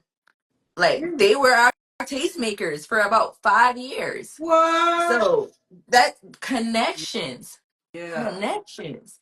And that's probably how he put Mariah Carey, because at one point, or Taylor Swift, at one point that person couldn't get a song on the radio without him listening to it and saying, "That's it." Like kind of like how Magic City for a little minute was, if a trap song in Atlanta didn't get played at Magic City and the strippers didn't go up, it wouldn't go on the radio at all. That's one of those moments. Yeah. Yeah, So that was the what you call it? That was their audition. Playing yeah, that's still a big thing in our community. Like yeah. playing it for the strip club. Like if it works there, they feel like it's gonna ride. Yeah, it gotta go up. Yeah. So I definitely those connections, networking, that's why you gotta be a really good person to people, y'all. You gotta be really good to people, because you never know when you're gonna bump into that person again, or you might be able to suggest them for something, but at the same time, when if you're talking specifically production, you don't know when that song could be given to either them, or they have that song or that beat and they're like, yo, I got a homeboy, totally left field, but they'll be really hard on this, you know? So Yeah. pick your song. It's almost I forgot who I was talking to, but they was talking about like it's like a drop of water in the ocean. Like you Mhm. gotta allow that drop to ripple out, and it affects what's going on around it. And you know what I'm saying? Most definitely. Yeah, I think that's one of the coolest things to see in the community when we do something and it inspires someone else to do something in their own way. You know, and it's like I would have never thought about it like that, but I love the fact that we're doing this right now. You know. Exactly. And it helps you not be afraid because you've seen someone else do it. And it's like, okay, there's already in the atmosphere, which dang near everything's in the atmosphere. Sometimes some people just need that little push of seeing somebody else doing it. Yeah, So I think sometimes I'll have you ever find yourself and you're like, oh, they're doing this now, or you have a little something that you do, and then you start to see it online, and you're like, oh, okay, so now people catching up to this, mhm. and then sometimes I reflect and I be like, nah, I just expanded my horizon. This stuff already been out. They already been doing this. I Yeah. just been in my own little circle and I ain't pay attention. You know what Yeah. I'm saying? Yeah. Streamer University did that to me with streaming. Um, Oh, word. Okay. yeah. I feel as though I'm seeing it blow up, and a lot of people ask me to show face more, speak in front of the camera more. You're comfortable on the camera, and I'm like, that's what y'all see, but I really like. But it's something like this right here. I was like, I'm gonna let this be my test run, because that motivated me so much. I took so many notes. Like they really was dropping gems throughout that whole program, and now even though I feel like it's already up here, I'm just doing it for my own pleasure. Like I'm not doing it like why a lot of people do it, and it's Mm-hmm. to make thousands of $1,000. It's like, dang, you actually got some movement, and you need to start putting up this camera, just like how you do it right now, girl. Like that's me pep talking myself. Put that camera up, and you do this more often. Cause look, you're comfortable. You an hour and 24 minutes in, and we having a great time. So why not? Bro, I think it's so important for us because that's why I started to do this. It's something I wanted to do for a minute, but like I was like, I don't know about a title, da da da da da, and I was like, forget everything. I don't care about none of that no more. We just gonna do it, and I'm gonna Right? call it whatever. It don't matter what I call it. We just gonna do it. They're gonna see us doing it, and then if I come up with something later, cool. But like you just got to start, especially when you're doing something that's for yourself. Because a lot of us get wrapped up into doing things for a service. You know what I'm saying? And Yeah. then we might struggle when it comes to finding our identity for ourselves outside of that. You know, and this is something that gives us an opportunity to find out, like, what that identity looks like to other people. Like, I think one of the greatest things about doing things such as streaming, going live, or talking to the camera when you're doing your content and doing it regularly, I think one of the best things about it is that it allows us to improve the little things that we cringe about ourselves. Yes. Y'all don't know how long I tried to get rid of this accent until I found out the accent was one of the best parts of me. Bruh, Yes. Bruh. I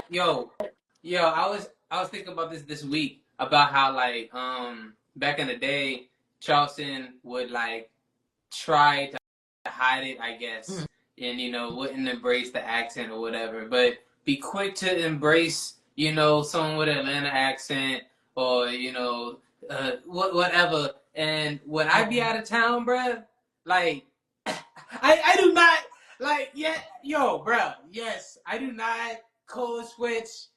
I am who I am. I be in professional settings, even in Charleston. I be in professional sessions. I be like, hey, what's going on, y'all boys? So this is what we about to do, because like that's what I love about the world of entrepreneurialism. Is that we can be ourselves in every room. The way you operate is professional, and as long as you present yourself and operate like that, you don't have to pretend or try to put on the hat of what you think you should be doing to be accepted. Right. That's what I think is so beautiful about this. Definitely. And I thought you did. And I had imposter syndrome about it. It's like, girl, you gotta speak proper. Your eyebrows already gotta be plugged. Like, you can't have no blemishes. You can't talk like how you regularly talk. You gonna get canceled. Oh, I tell myself you gonna get canceled all the time, y'all. But I'm just like, at this point, you there's so many people already doing this. And yeah, stuff happens. People get canceled. People have blemishes. Like, I love how real the internet has become because for a while, everyone's using filters. Everybody's a catfish. Everybody's put on this front. They're renting things. Now we got RLs, like, especially if you're a Twitch watcher or Instagram live watcher, you got in real life where you're seeing regular people do regular stuff. Another reason why I really love Streamer University is because they had those cameras rolling 24/7. You see some of the most popular Instagram influencers in their regular element. Right. Some of the top YouTubers in their regular element, yet they're still dropping gems and making that bag. Teach you how to get your brand deals. Teach you how each one of these social networks work. And yeah. Like I said, that's another one of those like reverse engineering the industry to see how you can use it to apply to yourself. Like a lot of the times I feel like we don't talk about this, but I know it's true. How many times have you like recorded something and you didn't like something about your take, and you made sure you found a way to do it again that feels natural, so people don't know that you're trying again? Many times. And then y'all, I be doing this in live settings, y'all. And I can't use the same sound because I'm DJing. So then I'm like, okay, run that back. And I'm going to look more natural because I'm biting my cheek because I'm nervous. Give me 2 seconds. Yeah. But it teaches us to be actors in a sense. You know what I'm saying? And that's what I like about things such as Streamer University, because like we're talking about personalities at this point. When people be talking about celebrity news, I'm like, bro, y'all comparing personalities. These are characters that this person invented. We don't know these people. You're just looking. It's almost like entertainment, or just like a movie for a lot of people. Exactly. Yeah, but I think that's cool that you mentioned earlier about how Shae Balboa is an alter ego of yours. Yeah. Because that allows you to step into character like that, and I'm sure it helps you, when you're performing. Most definitely, because like Antoinette didn't do that. Shae Balboa did. A lot of y'all don't even know who Antoinette is. That's my government name, y'all. And Shae Balboa had to learn how to be Shae Balboa too. At the same time, she may has always been trained, but once she got on that stage and she don't have all these people behind her and she's up here by herself. I had to learn how to get comfortable in that. I purposely went from center stage backstage to learn everything in the background for a reason. And when I found myself with this drive to DJ and this, I can't stop envisioning. Now I got this turntable. I need to do something with it. Now I'm teaching myself and I'm reaching out to people, or people are reaching out to me to learn how to do this. And I still do, but I came into this because I fell in love with it, and I still am very much in love with it. And it comes naturally. It's not because I just want to perform in front of y'all. I'm trying to take all y'all money. It's like I thoroughly enjoy this. I overly enjoy this, y'all. So yeah, a lot of that molds you, or even like how you went into a moment ago. You said acting is a part of this personality. Like I said, I was acting when I was younger. I don't know if anybody know Greg Allen. I trained with Greg Allen for 2 summers, like in Atlanta, lived in Atlanta Oh, at his word. mansion. Literally, wake up in the morning, shooting, go downstairs, eat lunch, shoot another reel. You know, like stuff like that. We were shooting reels before reels were reels. You know, For real? for real. And it's like now I get to use this like, okay, I haven't casted a big movie when I was doing all this training with this big time actor. But at the same time, it's like, oh, now I get to use this. Yeah. You know? Shout out to Mama, man. There she go. Shout out to you, Mama. Melody everywhere, y'all. You know me, my mama, god dang it. Hi lady. How you doing, girl? I love it, man. It gives me so much joy to see your mom just so proud of you in these spaces. Because like having even just one person that we know is just gonna be in our corner no matter what, it really makes a difference. You know? Yeah, man. My whole life, that she really made sure that no matter what I did, she supported. When I wanted to be a real estate agent, she was like, "You're gonna sell those houses, girl." You know, when I told her I wanted to go to school for music, she wasn't like, "What you gonna do with that?" She was like, "Okay, let's see what you do with that." And now she's like, "Girl, I love that you did that." Ha! Like, she's biggest supporter. That's dope, man. So like, at what point did you decide that this is what you wanted to do? Um, I went to Rolling Loud 20. I want to say this was the 2017 year I went. And I tell the story all the time. I was actually around on accident X Tentacion. Like he was performing. I was passed out. Okay, y'all. I just got out of the mosh pit. I'm on the grass. I'm recording myself passed out. And this guy run past me. I don't know who he is. And he set up on there on the banister. And he started rapping. I can't see over this big brick wall, but he started rapping and people started screaming. They started rapping this song. At this point, I now know is Look at Me. Okay. So the very next day comes and I'm again on the ground, tired, trying to catch my breath, way out in the field. And I see this guy with little blonde and black locks come on stage, and I was like, "This dude ran past me last night." He was literally like, "Shh," like, and then he climbed up there, and I'm like, didn't even know who he was. And to see the energy, like people were setting trees on fire, they were setting trash on fire, they were throwing. This is my first like mosh pit. This is a big deal, and this is my first time experience artist live. I've been to my first concert is Prince, so trust me, been to concerts. But this is my first concert where this energy is so crazy that I don't even know who he is, and I'm drawn to it. I said, I can do that. Like I don't know how I'm gonna do it, but I can do that. And I just went home. I remember I learned so many songs, and I was just playing it for my friends. I used to throw like house parties, put them on a new songs. And I'm like, now let me learn how to make a beat. So Ah, I was like, okay, I'm in school and I learned how to make a beat or two. Let me learn how to make some vocals. Because I want to write an album for myself. I write myself an album, record it in school. Then I'm like I said earlier, what's the quickest way to make a remix? Got that turntable, started mixing, and then it was like each time I had those, I found myself at home. And mm, that's how I knew that this is what I was meant to do. Even when I go all the way back, I feel like everything that I done as a kid, all the way up to now, molds me into be in the career field that I am now. Like again, from the acting, from the dancing, the African dancing, especially from acting on stage, like theater versus acting on camera, modeling, all that jazz. That's yeah, yeah, that yeah. just made it seem It's so cool, and you don't know until you look back. You know what I'm exactly. saying? Yeah, yeah. Everything that we did prepares us for this moment. That's beautiful. Exactly. I was. A lot of people don't. I'm sorry. Go ahead. A lot of people don't know what I need to know. I was about to say a lot of people don't think they don't know their purpose, but you have already been given your purpose since birth. You're already training for your purpose. A lot of people just ignore that. That thing that you keep on going back to, it got a meaning, you know? Some people are amazing artists, like drawing, always been really good with drawing and over time, or some people are naturally born with a beautiful voice, or some people can really style a house, and it's like, bruh, you could be an interior decorator, you still can be that interior decorator, Mm-hmm. like I think everyone is blessed with their purpose. Sometimes they just don't look for it or don't understand to search for their purpose. They're just living. A lot of people just live. Yeah, a lot of people find the situation that they're handed in, they think that's their purpose because uh, that's what's familiar or that's what their world is consumed with. You Mm-hmm. know, such as like moving up in a company. Mm-hmm. Asking for another raise.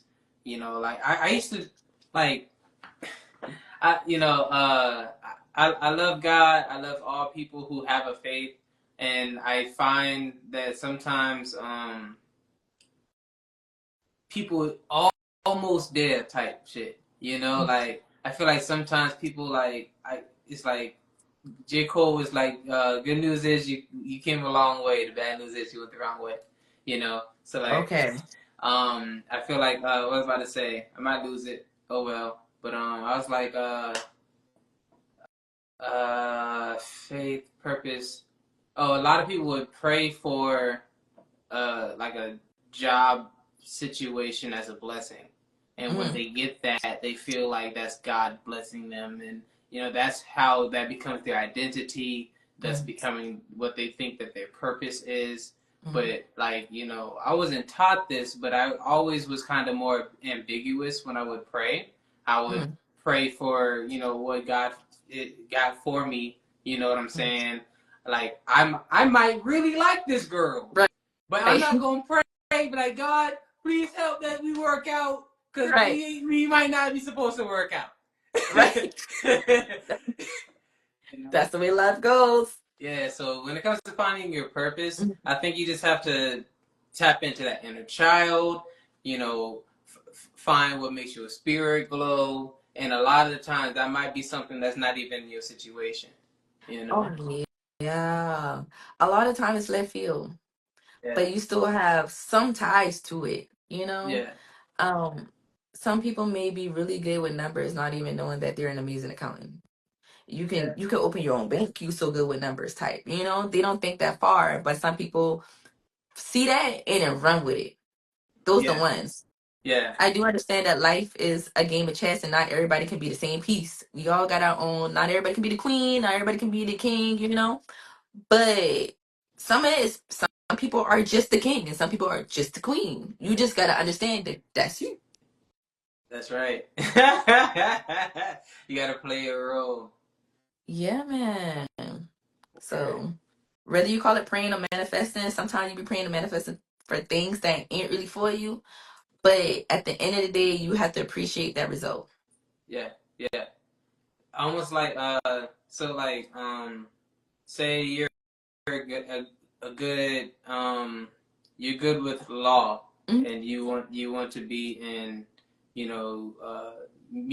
a music business lawyer. Okay. You know, you might find yourself working really well with this country artist, but Hmm. you swore you was gonna be working with Jay-Z type of thing. You know what I'm Right. saying?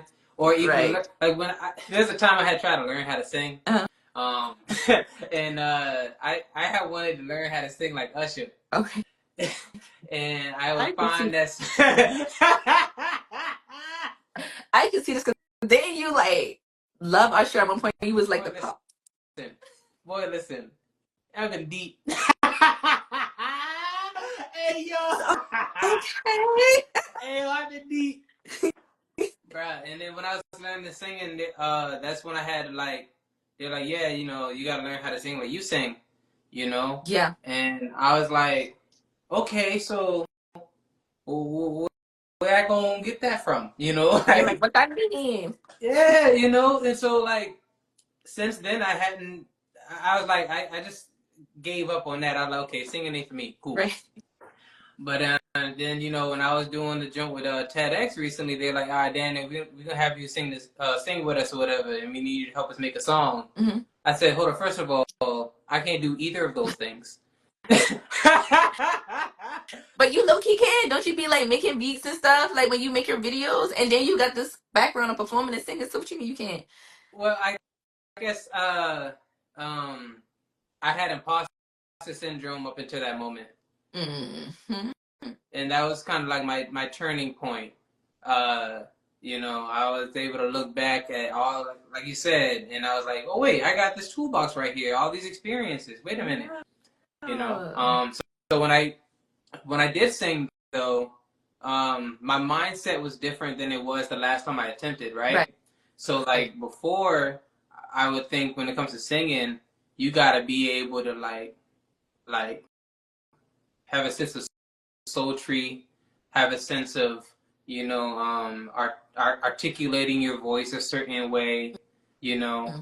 But when I came back to it, like, all right, I'm about to sing in front of, I was sing, and I was singing in front of like 1,000 people in front of me on one of like the biggest platforms, like, and all I want to do is make sure I say the right words. Right. Like, don't mess up. Don't mess up. Don't crack. Don't mess up. So I was like, okay, I know for a fact if I try to sing well, I'm going to mess up these words. My mind gotta focus on one thing. Yeah, right. So I was like, okay, I'm gonna just sing in almost a talking voice, but it's just gonna be like the energy I put out. There you go again. The energy I put out, y'all just gonna feel me. Right. So, you know, if I'm like talking like I am right now, but if y'all feel me, then it worked. Fuck them. Right. You know? Carry a little tune. That's what you gotta do. And then you sung in your voice. You found your voice because you were comfortable. Yeah. And as a producer, I do sit there. I have to do that sometimes. I'm like, hey, I hear how you wrote the song, but let's sing this in your tone. Let me pull out the piano. Let's go do some keys right now. Let's do some warm-ups, and then we're gonna find what tone you be singing in, and we're gonna find what's comfortable for you. Like I gotta use that part of my brain a lot of times too. So I definitely understand. Yeah, it's like I have like almost an unwritten bucket list. Like I want to work with a producer and like have the process so y'all can pull that out of me. Yes. You know like I'm all here for it. I love start to finish sessions. That's what I call it. When you come in and you just come in with just the urge to create something, and we're going through my music library, or you know, we're finding beat samples, we're creating a beat, and you just over there like catching a rhythm, or even if you just want to sing and you already got a beat that you want to sing to, we're over here just trying to make it more you. Like right. I feel like that's my job, is to make you comfortable with what we working on. And when you comfortable, the best you come out. I'll let us warm up 1,000 times. And even if I'm recording every single warm up, you get jacked. Like I have an artist, she comes in, it's here today. First take, energy always there. Second take, like girl, we don't even need the second take because you killed it on the first take, but we gonna do the second take because we want to. Yeah. So you go. Everything's different for everyone, but I love every process. I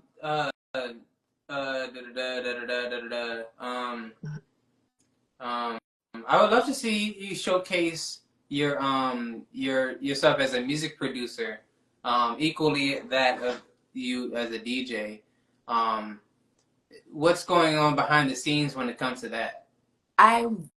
That's what needed me to be more comfortable with my camera, because I would have to bring y'all into my studio. I'm recording, and I kept getting this imposter syndrome of you're not good enough to set up the camera, or you know that I've been brave. Dang, if you get clients, sweetheart, you're great enough. Why you can be so strong inside your DJing field? Well, it took me time to get comfortable. And like I'm having these conversations with myself, like, okay, so like you said, you just gotta do it at this point. It's no more your excuses that you're feeding yourself. You have to realize that you're feeding yourself excuses. And it took me that to say, okay, girl, you got so many beats you done made. You can take people how to make the beats. And it was also trying to separate myself too, because as a producer now, the internet field is flooded. I feel like people feel that way about DJs now, recently, that like every scroll is a DJ doing something at home. Mm-hmm. Like back then, when I first started production, when I first finished school, that's all I seen on my time. Like everybody was doing it. It was trying to find a way to separate yourself from other people. Like how was I going to be different from what these people are already doing? You know, type thing. Mm-hmm. And now I'm realizing what is different is just me. Like you just gotta set the camera up and record. Like even lately, every time one of my artists come to the studio, I'm doing a little flash whole time. We got the whole thing recorded in the camera. Nah, Like we recorded as soon as they release it. Like type, you know. yeah. So I think that was the hold up, just needing to get over that imposter syndrome of same way I did with my DJing, to do that with my production and just post more, post my beats regularly again, Yeah. post me making the beat, post me practicing. Oh, yeah. One of my turning points, because I got so many turning points. One of my turning points was I was talking to a client, and I was talking about how like I identify myself as an artist, but I Mhm. feel like I was identified publicly as a videographer. Um, and that's one of those things where, you know, if you're one of the best in that field, then people are like, oh, well, that's who you go to when you're talking about that field. Right. But I was like, man, but I'm good at this field because of these other things I'm good at. Like you're good at DJing because you are a producer. You have that ear for other things, so you Hmm. bring that in. You know, Hmm. so when I was talking about that, my client was like, well, we gotta how she say uh we gotta teach people like how we want to be identified. You know, Yes. Yes. yeah, like so that's why I was like, okay, word, you know. So I was like, all right, we gonna draw this, we gonna paint, you know what I'm saying, da da da. Because Michael Jackson, um, he draws as well. Um, Really? Teach me so I was on about. Facebook. This is years ago, and you know somebody uncovered some old Michael Jackson sketches and whatnot, and he Mhm. was very talented. Well, anyway, He's an um, artist. his drawings were really good. Like, his Wow. drawings were really like professionally done, really good. Mhm. And I went to the comments, and one comment I always remember, someone was like, "Wow, Michael Jackson was a true artist," and As in, I felt disrespected for him. You know, I was like, so he writes all of these different songs. He dances so well. His music videos are movies, but exactly. it takes him drawing with a pencil for you to consider him an artist. Man, that man will walk on stage and people will pass out because he walked on stage. Like, this man is God level. This man is more than an art. He is the artist. You know what I'm saying? And we speaking, he is the So artist. I A was lot of like, artists learning okay, his recipe. you know, like I'm like, if that's the case, then I'm gonna show y'all painting next. So once I show y'all painting, y'all gonna be like, oh yeah, art. So when I bring a camera back out again, it makes sense, you know. So I can always appreciate artists like yourself that are good at more than one thing. It allows ourselves to just have so many different angles to what we bring to the table. Um, but it can come with a double-edged sword Yeah. sometimes because you know, depending on what the target audience want, that can end up being what we brand ourselves to be. Mhm. And so I know what it's like to juggle between our different talents and whatnot. So I definitely just want to be able to see you more in like the way you want to be represented. Yes. And yeah, so I definitely encourage you to bring your producer side to the forefront. Yes. And I think another thing that was a part of that recipe was that I really wanted Shae Balboa, the DJ, to have her own style, look, sound. I really wanted to make sure people understood that I was a DJ. Because at the time when I first started, again, people mostly know me as a producer. It flipped. So when I first started DJing, everybody knew me as a producer. I was hanging around like a lot of producers in Charleston. I was always in the studio constantly. If I'm not even outside, I'm not even DJing gigs at this point. And when it switched, people were confused. They was like, huh? Uh huh. Oh, you're a DJ? So I think that also happens now. It's like, oh, she a DJ. Oh, wait, she produces too. So I have to find an equal balance Yeah. at the same time. You don't want your audience to be confused. And uh, I'm glad that it's starting to cross. I'm starting to see a lot more producers DJ and a lot of more DJs produce. Yeah. So they're giving me like, especially the big ones, K Tronada, again, Songo. Every African, South African DJ produces the tracks. So Hmm. Uncle Waffles, Wow. yeah, like they're on their tracks. Oh. So, Wow. Okay. mhm. Having a roadmap and seeing it's totally possible to not confuse your audience is something very new too. Like the pandemic switched a whole lot of things around. It gave us all new roadmaps of how we can get to where we want to be. And social media and putting things out there totally changed. And being that we still just had this change and it is popular, we can still jump into it. Absolutely. Oh. I want to give us a chance to open the floor for any questions Yes. that anyone might have. I see like Dope D is mentioning imposter syndrome. Hmm. He was talking about like as a DJ he got himself into getting the camera, but at first he kind of got to get over just how he was identified at the time. Have you ever experienced imposter syndrome when it comes to maybe like when you were doing producing and then decided to DJ, vice versa? Yeah, definitely. I think everybody who's an entrepreneur has to go through that phase. Everyone has it. Do be like whether it was prices, like what do I giving yourself a label. What do I label myself to give these prices? How do I compare myself to get these prices? Am I good enough to give these prices? That's something that happens. Imposter syndrome with, am I good enough to go to this event? Someone asking me if I can DJ a club. Am I good enough to DJ at this club? I think the imposter syndrome happens and it's something that you can't let defeat you. Again, it happens to everyone. It's kind of like, ladies, if you're in the chat, you have a baby, you going to have postpartum. You can't let that beat you though, because now you gotta be a mommy. You know. Mm. So I feel that way about my career. My career is my kid. My career. I'm married to it at the same time. I know, weird, but like you have to get over imposter syndrome when it comes to everything you want to see grow. If you wanted to stay little, feed into your imposter syndrome. And like I said, I have to get over my imposter syndrome of my production hat and put it back on the internet. I got to get over that. This is my trial run saying, oh, look, girl, you can be on the internet and you fine. And this with no edits. I can't even go back and scratch nothing out. This no edits. We live, y'all. This the realest of the real. At this point, I feel like Kai Cenat. W's in the chat, W's in the chat, W's in the chat. Word. W's in the chat, y'all.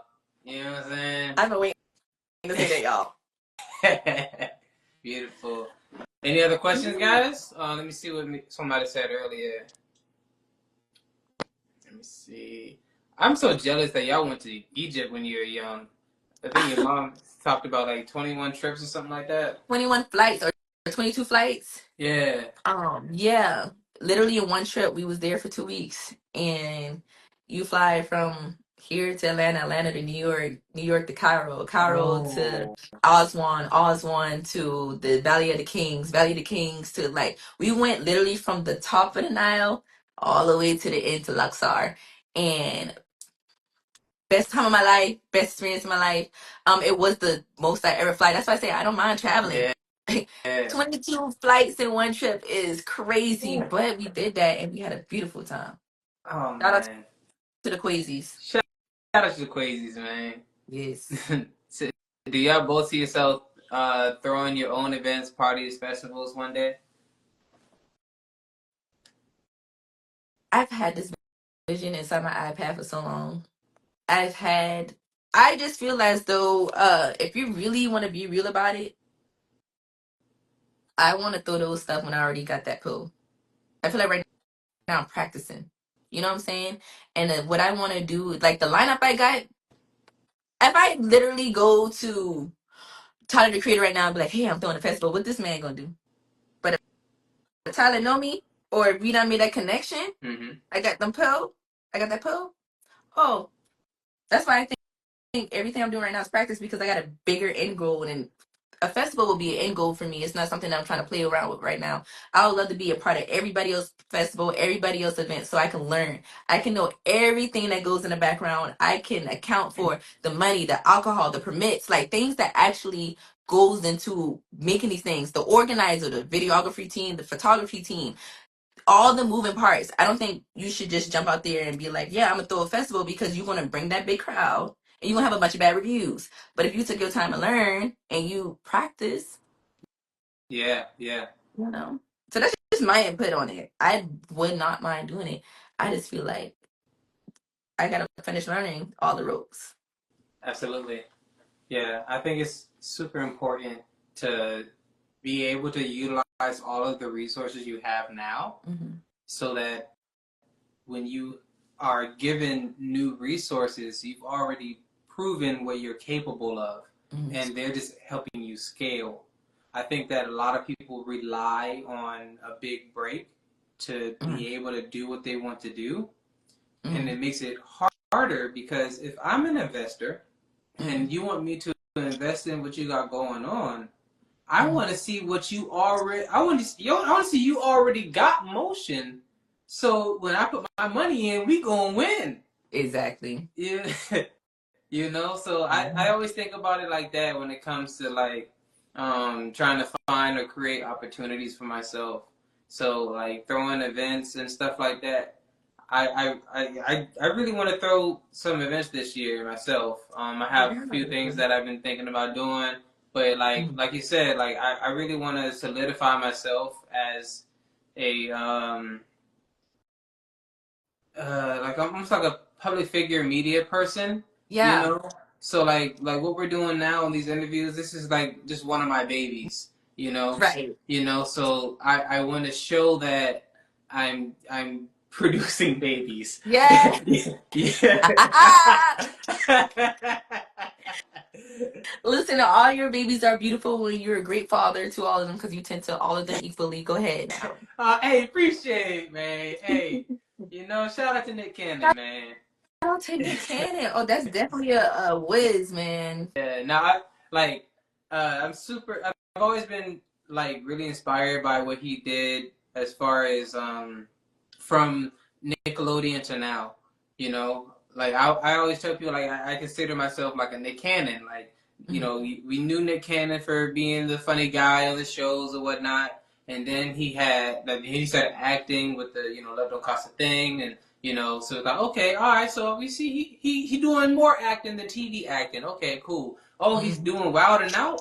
Oh, Mhm. well, okay, I'm here for it. Yep. And you know, he doing this, you know. And so I like I said, reverse engineering the industry. I think it's best for us to really understand ourselves Mhm. and find ways that we can create babies that are like close enough to each other that it doesn't spread ourselves thin, you know?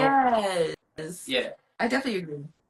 I definitely agree. And that's what I say, when you're ready, do it. If you're going, like, referring back to the question, yeah, if you're ready and you feel like you already got everything you need, do it. I'm not saying no.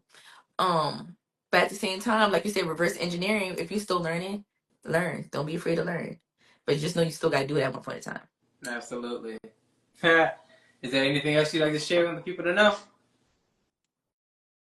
Y'all already follow. It would be done for me to say follow me on Instagram and Facebook, because that's where y'all came from. Ah, But no, keep an eye on it. I definitely, my timeline is getting crowded with flyers, and that's okay. I'm booked, and I love that it is. But I also want to put more of me on there and see what I do behind the scenes. Put myself out there, and again, I feel so motivated. Thank you for having me. This literally, I was thinking about it since you hit me up 2 weeks ago, and I was like, this is my first live interview, y'all. Like, that's another point proving to me that, girl, you got some type of motion. You need to do something with yourself. So, thank you so much. I definitely want to do more of these anytime. Daniel, you are so talented, Thank you. from videography, from artistry to ideas to photography to journalism. Like, you are the network. You know that already. You Appreciate you. are the network, okay? Absolutely. So proud of you. Thank you for having Yeah. me. Thank you for everybody who stuck with us in the chat, and for the future people who want to see this in the future, from the clips. Yes. Shout out to y'all. Yeah, man. I appreciate everybody that chimed in. To be honest, my vision with this is to be able to connect people with people I'm inspired by around the world, uh, like, you know, around the world and as well as locally. And Mhm. so Yeah, it's almost like sharing my timeline with other people. I feel like just the things that I see, the people that I know, I have a lot of pride in just being around a lot of cool energy, and so I appreciate the opportunity to share that. So thank you for being here with me, and your time. You've been here for 2 hours, so I really appreciate it, yo. Thank you. The time flew by. Like it was. I was so comfortable. Thank you for making me comfortable, and thank you for having me again. Shout out to everybody in the chat. Shout out D. Shout out Ma. Yeah, shout out mom, man. Shout out Dope D, yo. All right, till next time, guys. Continue to be your best version of yourselves. Y'all have a good day. Peace. Peace.